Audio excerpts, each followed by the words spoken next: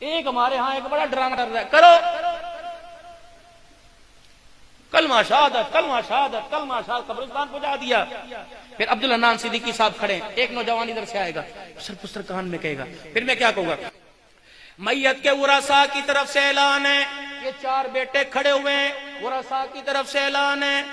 اگر ان کے والد صاحب نے زندگی کے اندر کسی کا حق دبایا، زندگی کے اندر کسی کا حق دبایا، زندگی کے اندر کسی کا حق کھایا، اگر کوئی تل کلامی کی ہو، کسی کی دل آزاری کی ہو، یہ بیٹے کہہ رہے ہیں ہم آپ کی طرف سے معافی مانگتے ہیں، معاف کر دو۔ عرض والا کہہ رہا مجھے میری کبریائی کی قسم ہے نہیں معاف کروں گا۔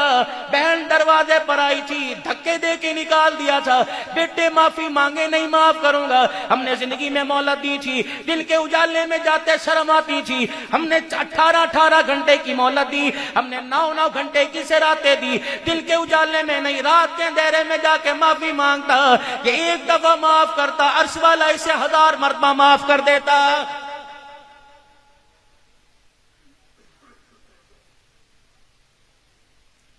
ساری زندگی بیوی سے بات نہ کی، بیوی کو ستا کے آیا، بچے معافی مانگے۔ آج آپ سے علماء اکرام کی موجودگی میں بات کر کے جا رہا ہوں، اور میرے عزیزو نماز اپنی جگہ، روزہ اپنی جگہ، پڑھنی چاہیے،